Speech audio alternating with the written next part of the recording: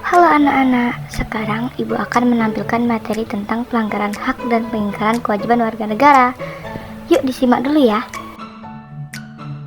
Nah, kita bahas faktor penyebab terlebih dahulu. Yang pertama, penyalahgunaan kekuasaan masing-masing warga negara.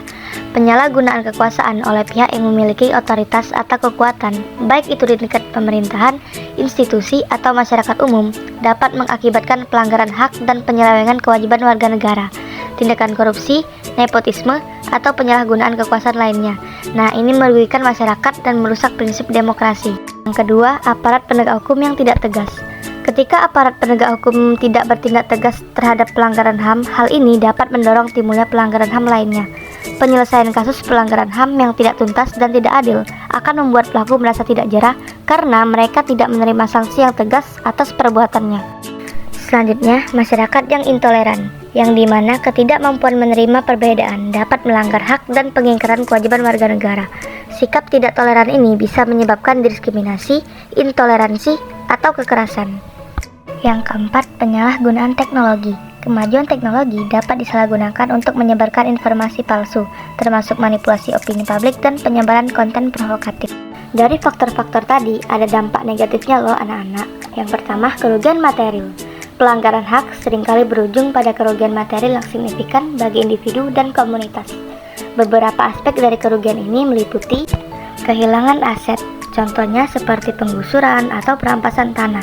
Masyarakat juga dapat kehilangan rumah, lahan pertanian, atau properti berharga lainnya.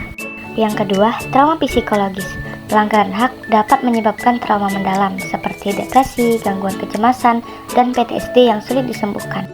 Selanjutnya, yang ketiga, ketidakamanan dan ketidakstabilan pelanggaran HAM. Tidak hanya berdampak pada individu, tetapi juga pada masyarakat secara keseluruhan. Beberapa implikasinya yaitu lingkungan yang tidak aman. Ketika hak-hak dasar dilanggar, masyarakat merasa tidak aman. Rasa takut akan kekerasan atau penindasan dapat menghambat partisipasi warga dalam kehidupan sosial dan politik. Selanjutnya, ketidakstabilan sosial. Nah, pelanggaran hak dapat memicu ketegangan sosial dan konflik. Ketidakpuasan masyarakat terhadap pemerintah atau lembaga penegak hukum dapat menyebabkan protes, kerusuhan, atau bahkan perang saudara. Gimana nih anak-anak, masih pada fokus gak? Yuk terakhir kita bahas mengenai peran pemerintah dalam mengatasi pelanggaran hak dan pengingkaran kewajiban warga negara. Yang pertama, meningkatkan kualitas pelayanan. Pemerintah bertanggung jawab untuk menyediakan layanan publik yang berkualitas, termasuk pendidikan, kesehatan, dan perlindungan sosial.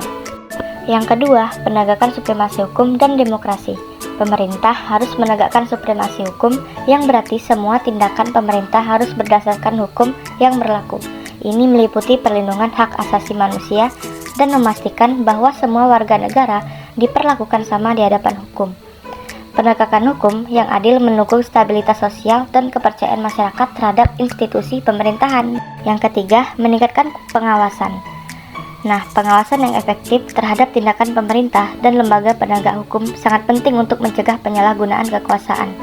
Pemerintah perlu membangun mekanisme pengawasan yang transparan dan akuntabel, melibatkan masyarakat dalam proses pengawasan untuk memastikan bahwa hak-hak warga negara dilindungi.